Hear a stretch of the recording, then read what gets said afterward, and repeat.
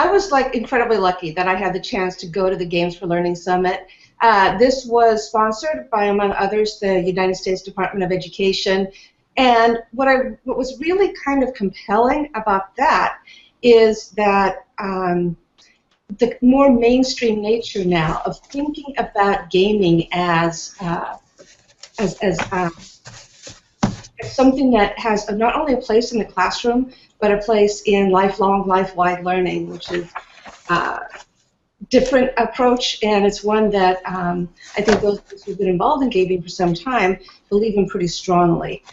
Chris, are you able to show the slides for us? Is that a possibility? Because if so, could we go to the next one? Thanks. So my Twitter hashtag there, the Games for Learning Twitter hashtag there, which is important because if you want to get kind of a feel of what people were talking about, what was going on at the time, aside from the live stream, the Twitter hashtag is kind of like the back channel information that we got to see.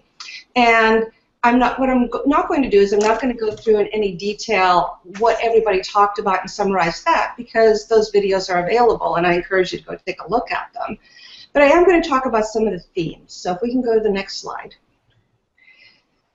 Some of the things that were interesting that people talked about was why gaming. And one of the key themes was this notion of learning humanely, this idea that this kind of decontextualized, test-based learning factories that we see in schools these days is not humane, that it's more robotic and automated than actually working with machines can be. And so we talked about how using gaming, and especially gaming with other people within a community, brings more humanity back to the classroom than than a lot of curriculum does. Another interesting notion along those lines was people were talking about whether or not games can be a force for equity.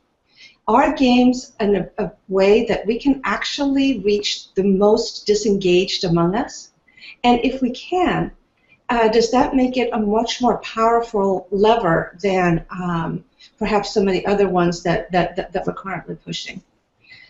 One of the best parts about this conference was that it wasn't just people who are advocating for gaming in education. There were game developers, there were academics. It was a real cross-section of folks, a lot of cross-pollination.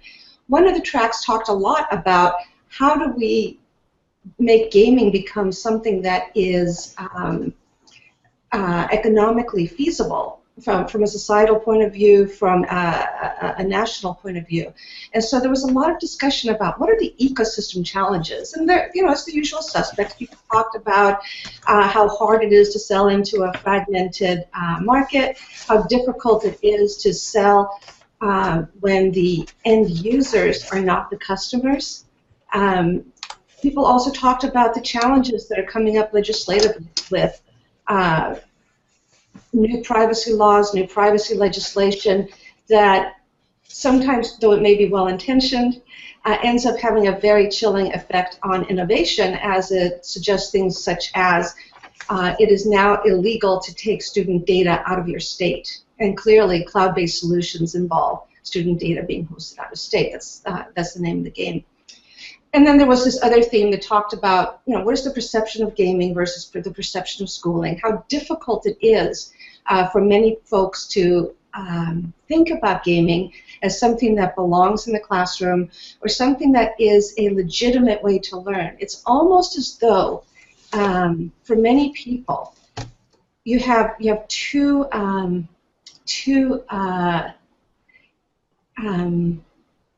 structures, two mental structures that prevent that shift in perception. And the first one is the way I did it is the only way it can be done. And the second one, sadly enough, is no pain, no gain, right? If it isn't painful, if it isn't difficult, then you're not doing it right. And I think everyone who was assembled there was there to challenge that kind of a perception. So let's go to the next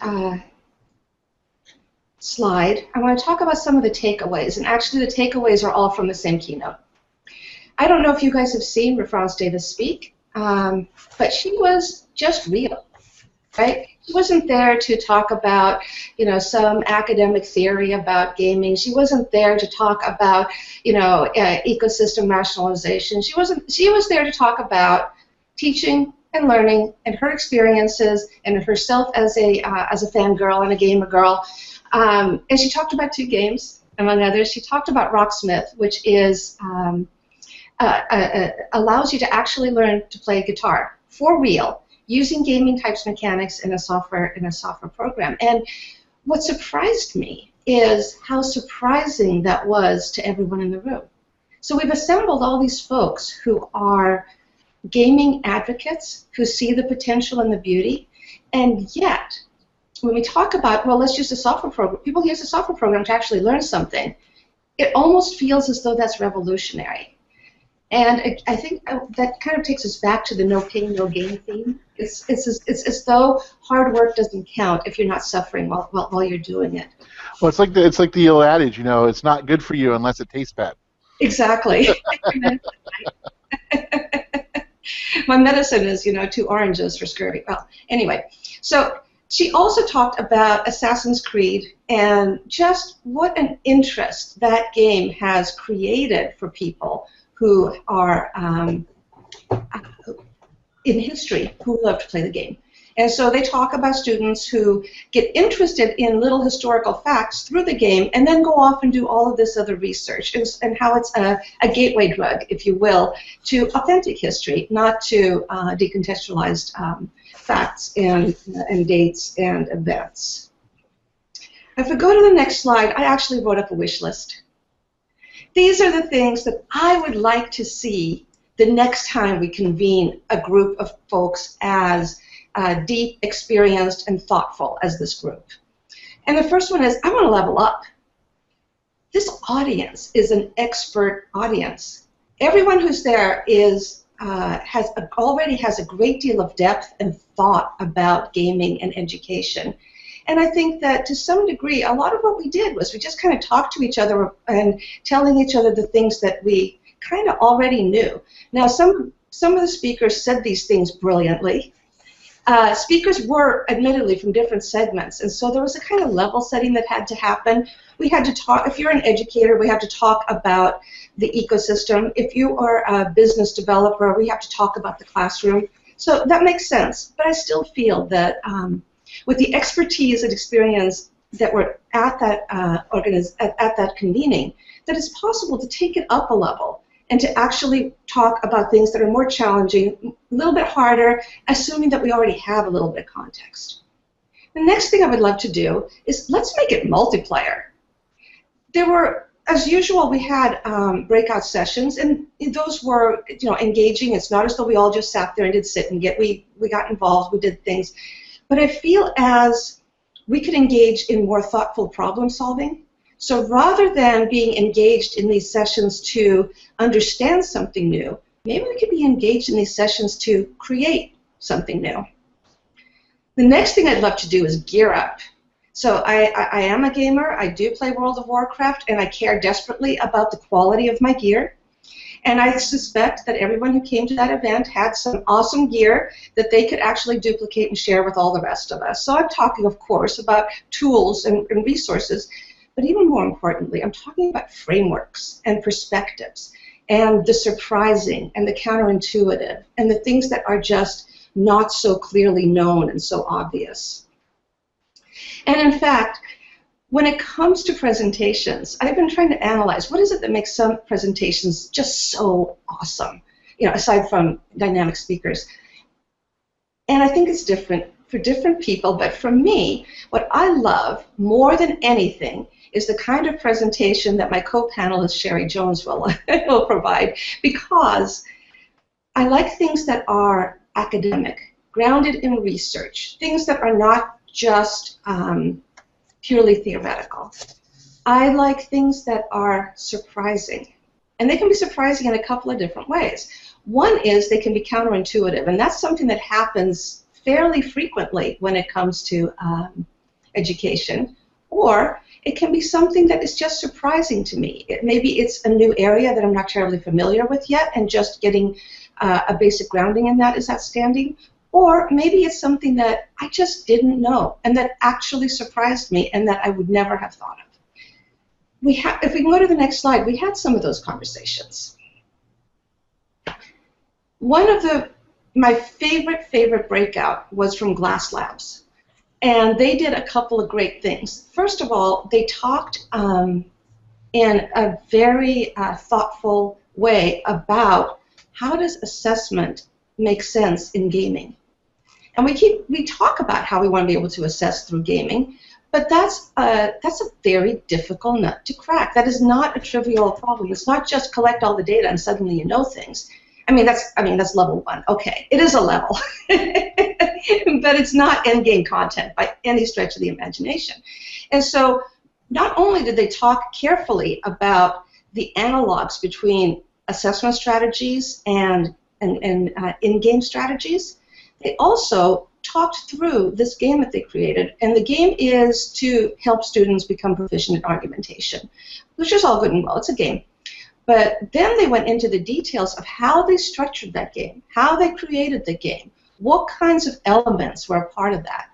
And it ended up being just beautiful, geeky, brain candy kinds of input and information, and I enjoyed that tremendously.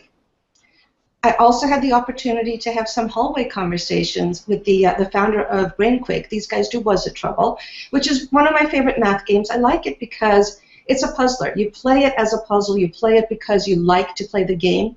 And then as a side effect, and they apparently that day, they were just like 2 days before releasing new research, but apparently the students learn a tremendous amount of skills. And so some of them are clearly in math, but we could also ask the question, if you're learning critical thinking, higher order thinking skills that clearly apply through math, and they showed great gains in kids' math, and they had a control group, right? So they just had the same teacher.